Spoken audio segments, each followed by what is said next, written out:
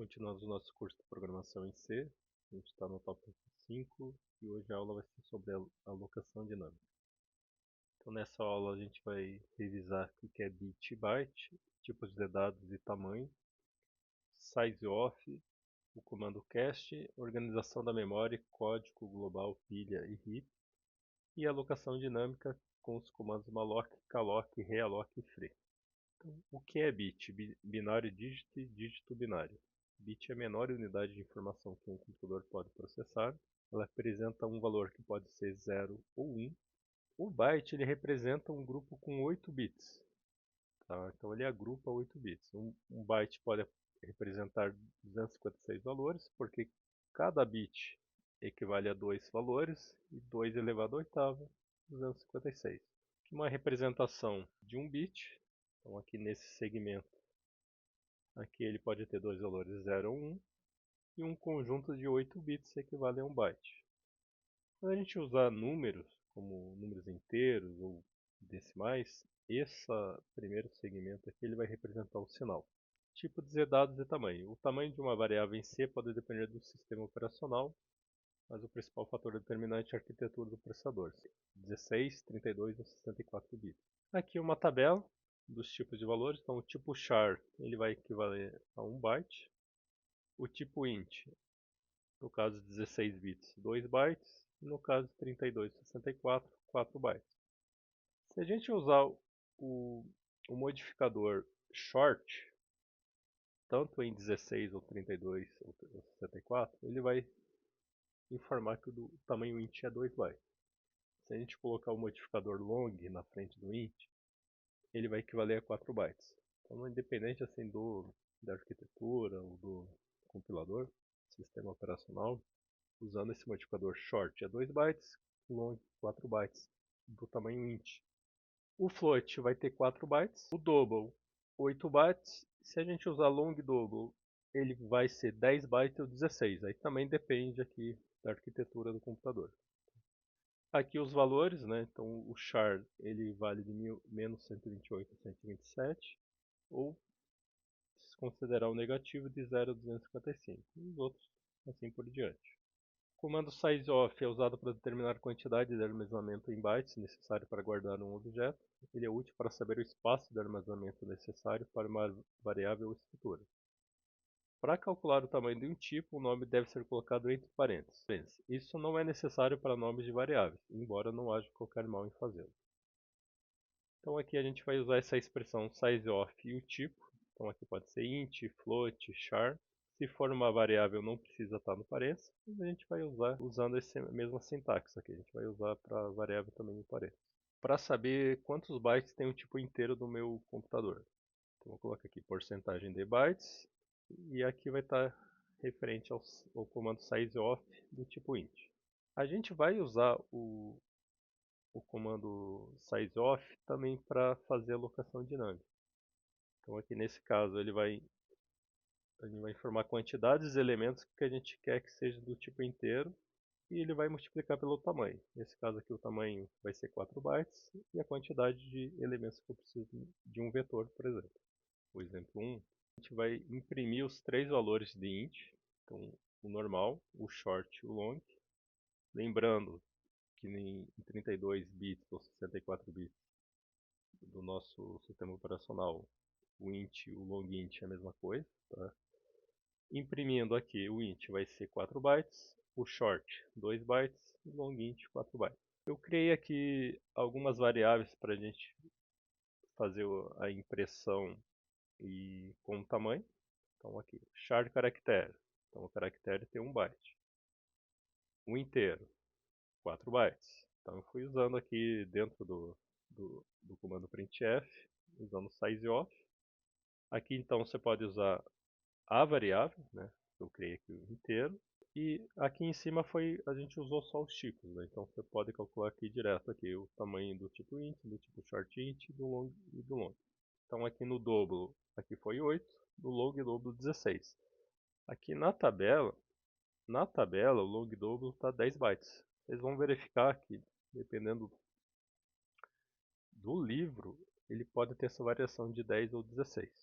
Tá? Mas assim, para o nosso curso não é tão importante ter essa verificação. O que a gente precisa saber mais é que float e int são 4 bytes e char é 1 byte.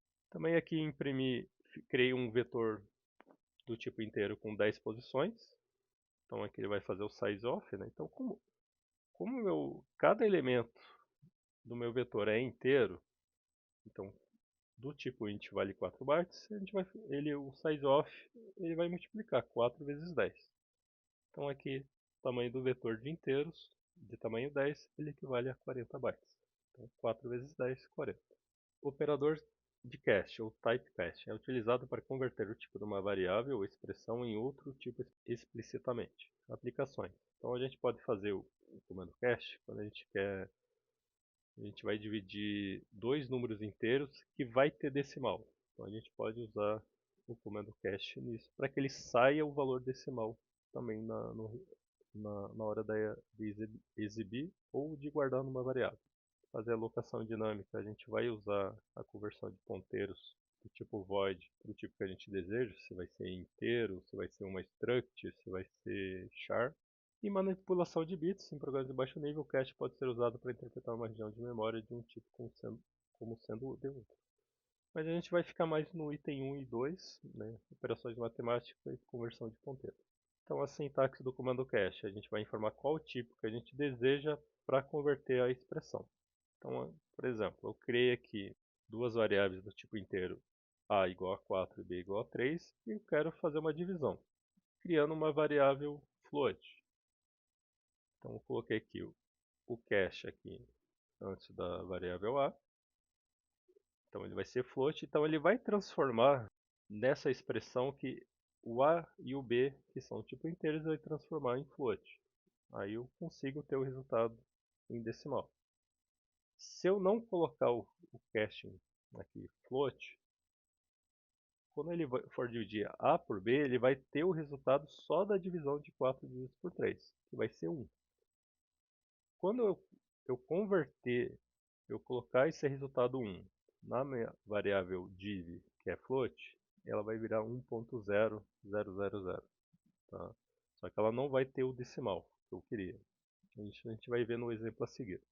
Uma conversão de um ponteiro genérico, que ele é do tipo void, eu crio um ponteiro do tipo inteiro e faço a conversão no meu ponteiro inteiro, fazendo caching com asterisco, né? Então ele está fazendo para transformar, para que esse ponteiro genérico que é tipo void, ele vire um ponteiro do tipo int, então essa expressão. Fiz o nosso exemplo 2 aqui no nosso código, criei duas variáveis, uma chamada int a igual a 5 e b por 4, e fiz o resultado, usando o cast antes do A e antes do B.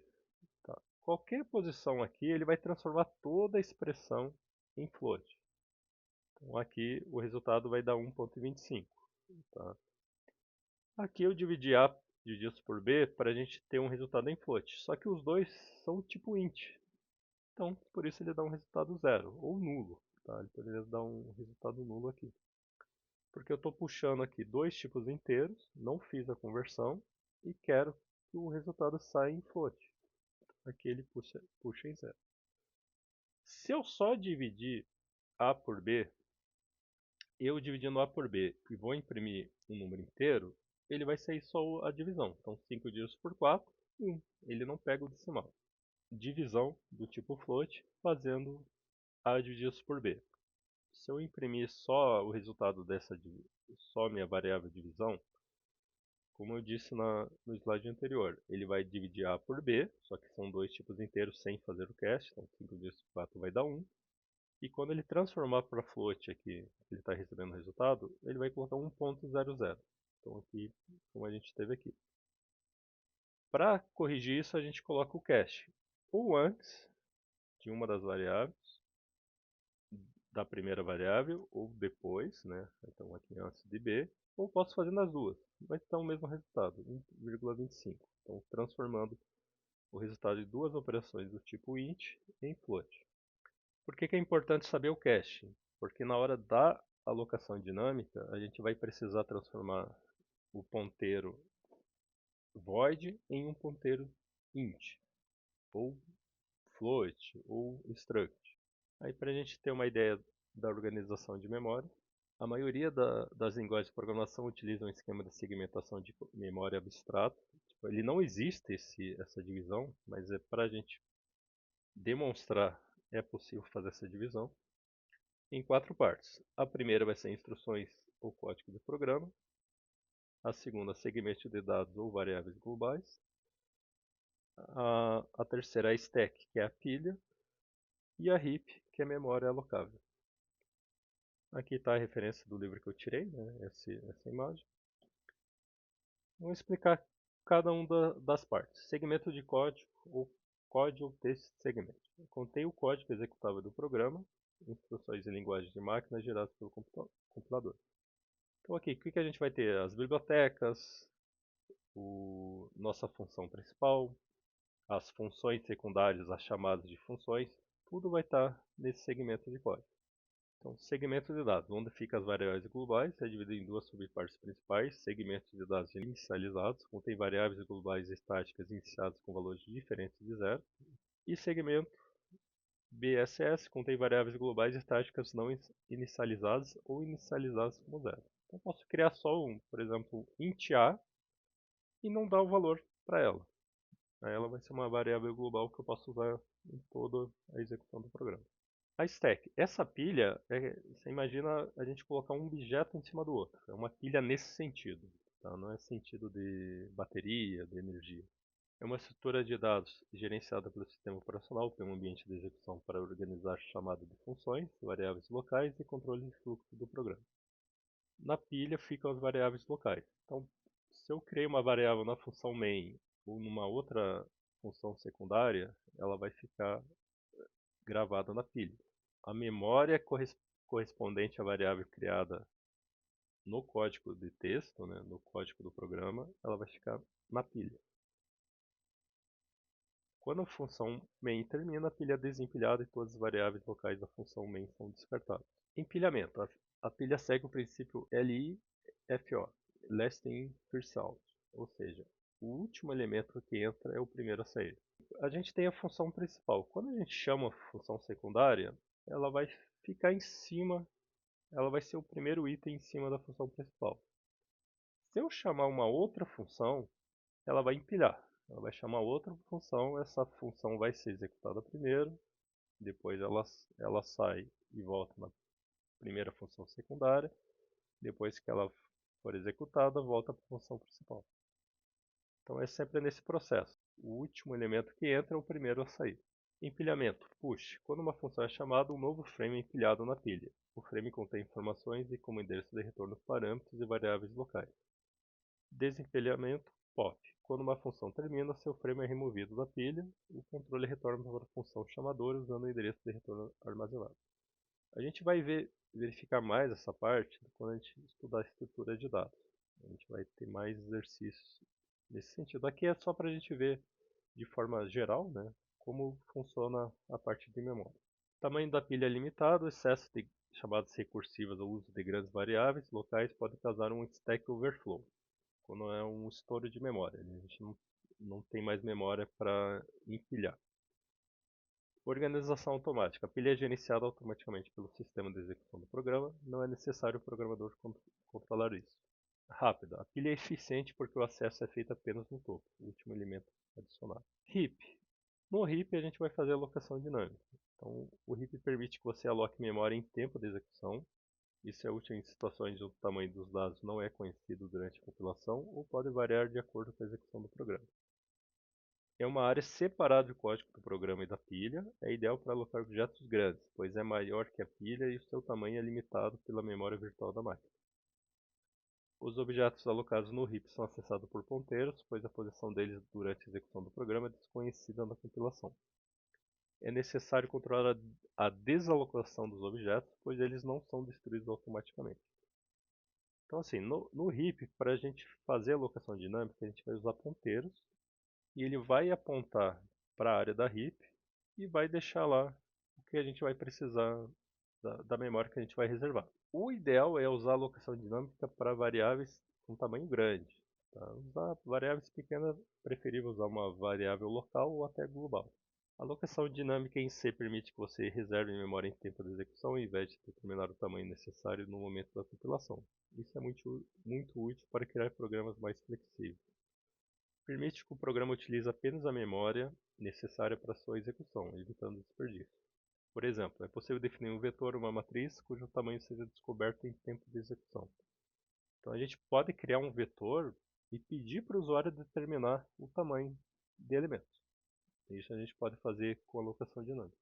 São definidas somente 4 funções para o sistema de alocação dinâmica disponíveis na biblioteca stdlib.h, sendo elas o malloc, que reserva uma quantidade específica de memória no heap e retorna um ponteiro para o início dessa área. A memória não é inicializada, ou seja, os valores armazenados podem ser lixo, ou não ter valor, ou podem ser lixo. O calloc é semelhante ao malloc, mas inicia toda a memória alocada com zero.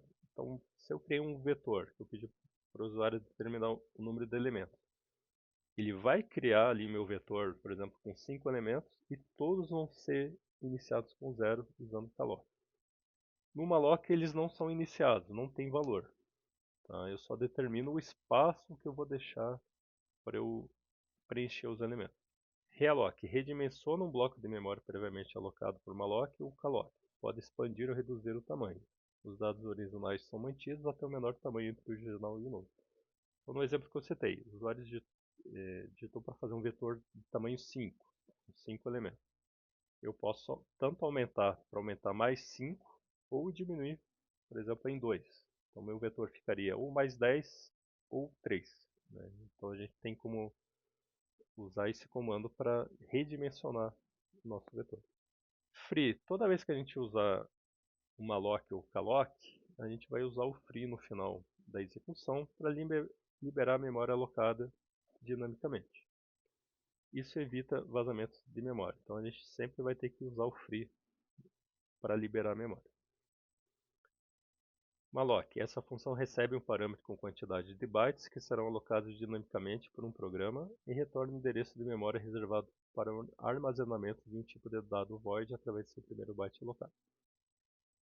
A gente vai vendo a sintaxe fica mais claro, porque o malloc ele vai informar ali que a gente vai reservar um tipo de dado. Então, por exemplo, a gente precisa que o usuário digite n números inteiros. Ele vai digitar quantos elementos vai ter esse vetor. Então, por exemplo, ele digitou 10. Então, a gente vai usar o comando malloc 10 e os números serão inteiros, a gente vai usar o comando sizeof do tamanho inteiro e vai fazer a multiplicação. Então, 10 vezes 4, são 4 bytes do tipo int. Então, ele vai reservar ali 40 bytes na memória heap para que a gente possa usar para fazer o preenchimento desses 10 elementos. Esse endereço void pode ser atribuído a qualquer tipo de dado, sendo necessário moldá-lo, então usando o caching, para poder usá-lo corretamente na memória. Caso não exista área de memória disponível suficiente no heap, a função malloc retorna o macro null, que corresponde ao valor inteiro zero. Em resumo, a função malloc retorna o endereço de memória, ou seja, um ponteiro. Sintaxe void asterisco malloc, entre parênteses, size t, quantidade de bytes. Então a gente vai fazer uma multiplicação no tipo de dado que a gente precisa e no número de elementos. Tá? Ou a gente pode colocar tamanho geral aqui que a gente precisa alocar. Geralmente, uma alocação dinâmica eficiente emprega o operador sizeof, que calcula e informa a quantidade de bytes de um tipo de dado ou estrutura de dado. Então, a gente pode ser tanto um tipo de dado int, char, float, ou a gente pode usar uma estrutura, uma struct, para fazer o cálculo. Free. A função free desaloca a porção de memória alocada por malloc ou calloc. Diferente das variáveis definidas durante a escrita do programa, as variáveis alocadas dinamicamente não são liberadas automaticamente pelo programa. Quando alocamos a memória dinamicamente, é necessário que nós a liberemos quando ela não for mais necessária. Então a gente sempre tem que usar o comando free no final para liberar a memória alocada. A sintaxe é void, free, void e o ponteiro. Mas o free a gente vai usar free, entre parênteses, o ponteiro que está indicando ali a memória. Exemplo 3. Crie um vetor ponteiro de tipo int, onde o usuário irá determinar o número de elementos. Preencha o vetor iniciando em 1 no primeiro elemento e somando mais 1 para cada elemento seguinte. Imprima o vetor. Então aqui nesse primeiro exemplo com malloc. Então na biblioteca stdlib.h, que estão os comandos para fazer a alocação dinâmica. Dentro da função principal, criei um ponteiro chamado arr, né, que é a abreviação de array. Criei duas variáveis x para receber quantos elementos o meu vetor vai ter, e o i para preencher os dados depois usando o for. Pergunto para o usuário quantos elementos do vetor ele deseja. Eu vou gravar na variável x.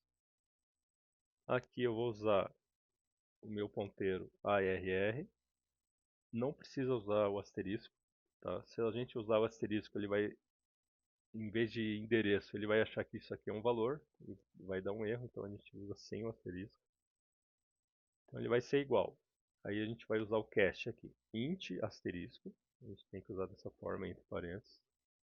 Faço o nosso comando malloc. E dentro do parênteses a gente vai informar qual tipo de dados o meu vetor vai tratar. Então no caso aqui vai ser o tipo int, né? Então sizeOf entre parênteses int. E multiplico pelo número de elementos que o usuário digitou. Então ele vai criar um vetor com essa quantidade de bytes. 4 vezes o número que o usuário digitou. Porque o nosso tipo de dado int tem 4 bytes. Então a gente faz essa verificação para ver se tem espaço para alocar. Se meu ponteiro for igual a nulo, eu vou dar uma mensagem e retorno 1. Então ele vai finalizar o programa. A gente usa 1 quando há algum erro, né, para finalizar o programa. Se fosse o 0, ele ia encerrar da mesma forma, mas a gente usa mais o 0 quando o programa foi executado corretamente e 1 quando ele teve algum erro.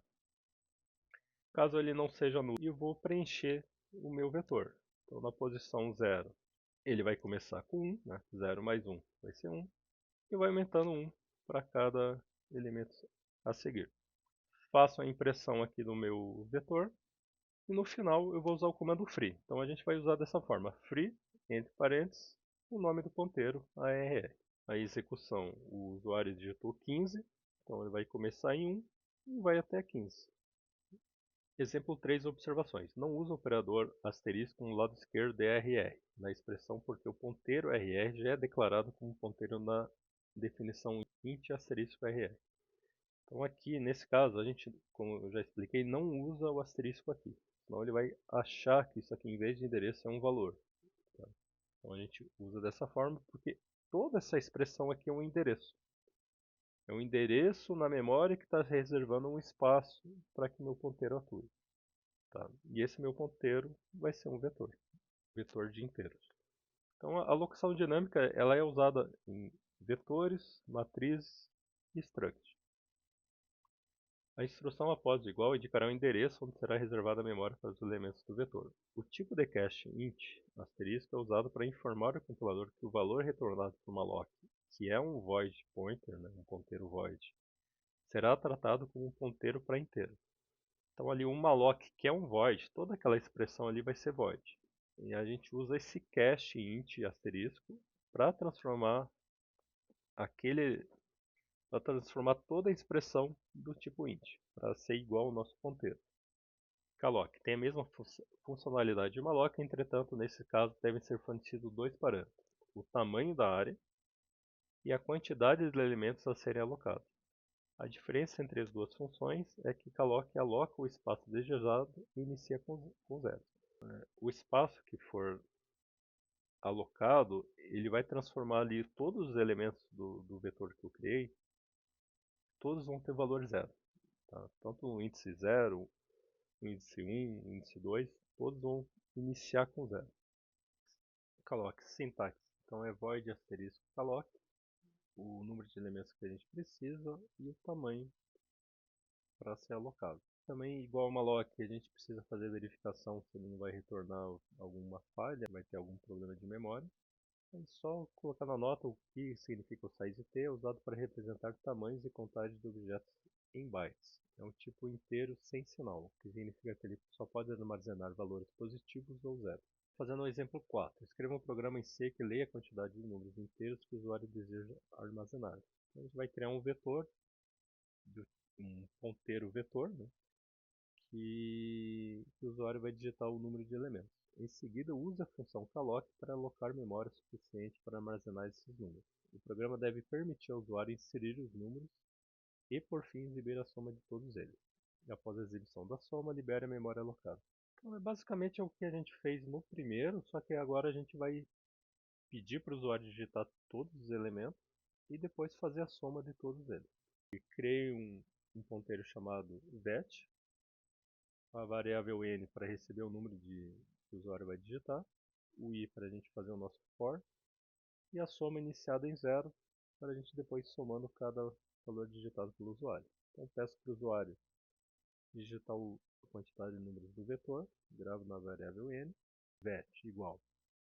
Como ele é do tipo int asterisco, a gente transformar o void em inteiro, calloc, aí nesse primeiro, antes da vírgula, nesse primeiro espaço antes da vírgula, a gente vai informar a quantidade de elementos do vetor. Então aqui, quantidade digitada pelo usuário que vai ficar em n, e o sizeof int. Não precisa do asterisco como a gente fazia no malloc. Aqui a gente só informa o tipo do dado que a gente vai precisar utilizar. Faço a verificação aqui se tem algum problema. Aí aqui, de vez do return 1, eu coloquei o exit 0. Na verdade aqui seria 1, tá? Então quando há um erro, o ideal é que se use 1. Tá? O 0 é quando o programa executou de forma normal. Né? Então, em vez de 0, você pode colocar 1, mas os dois casos vai fechar o programa. Tá? Termina o programa no caso dele. Vou fazer o nosso for para o usuário digitar cada número. Então, digite como o índice é 0, o primeiro número inteiro. Né? Então, aqui vai ficar 0 mais 1. Então, primeiro número inteiro.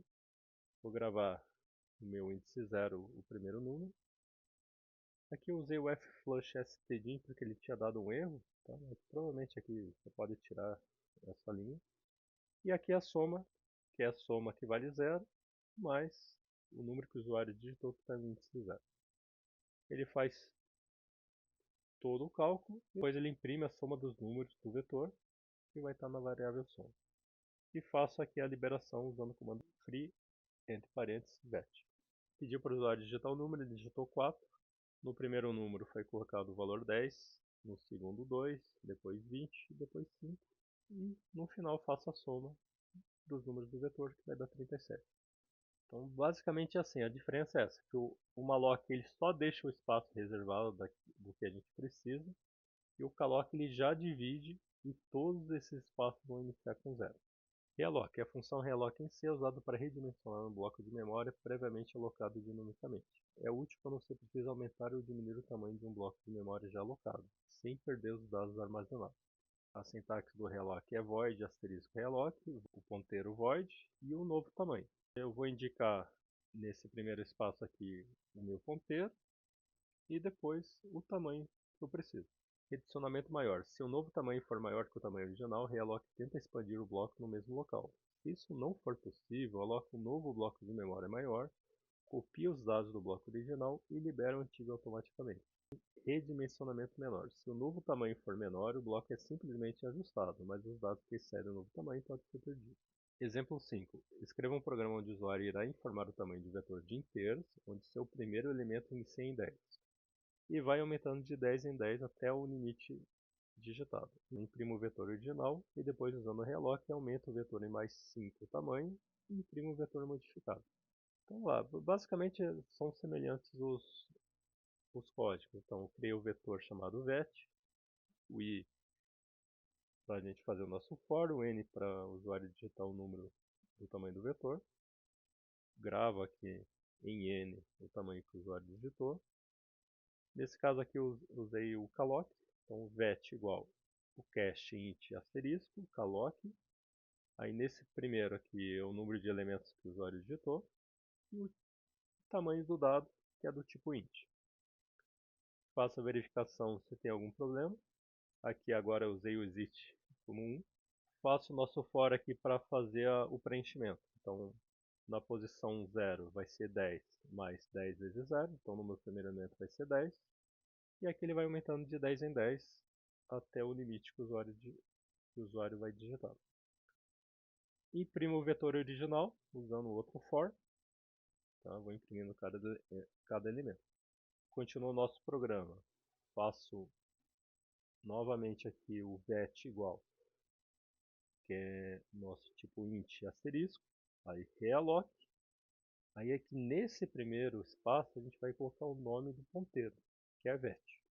Tá? E aqui quanto que a gente vai aumentar? Então vai ser n mais 5, então o tamanho que o usuário digitou, mais 5 unidades, que o enunciado pediu, e multiplico pelo tipo do dado que consta no vetor. Então ele vai ficar ponteiro, o quanto que a gente vai querer modificar do vetor e o tipo dele multiplicado aqui pelo número de elementos. Faço o nosso for. Só que agora aqui vai fazendo novamente o mesmo preenchimento, 10 mais 10 vezes i, só que aqui a gente começa onde ele parou.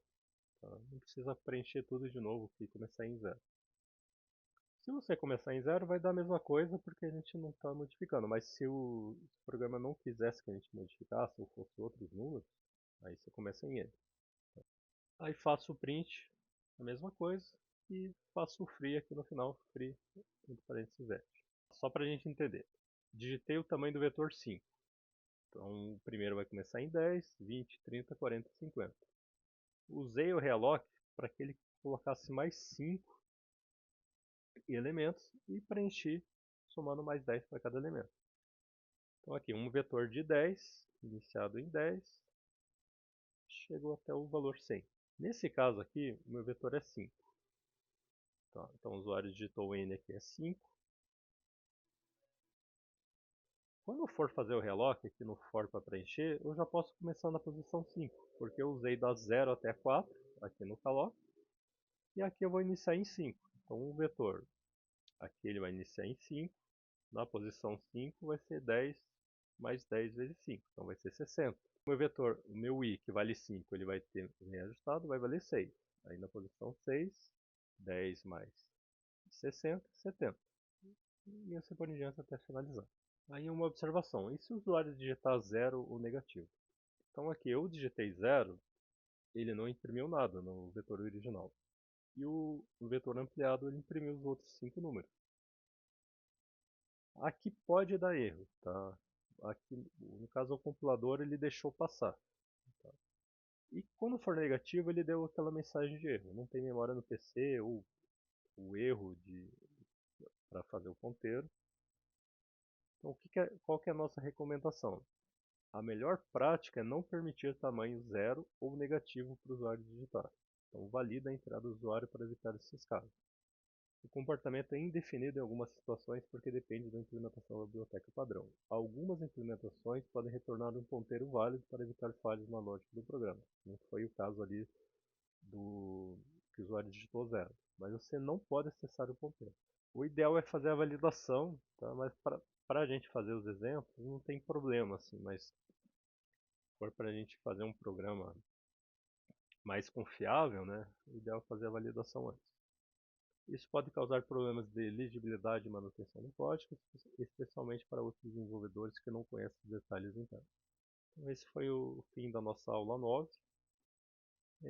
Um aviso aqui que eu criei o nosso site aqui do curso. Tá? Então o site é o progfk.com.br. Lá vai ter todas as aulas, vai ter as listas, vai ter os códigos.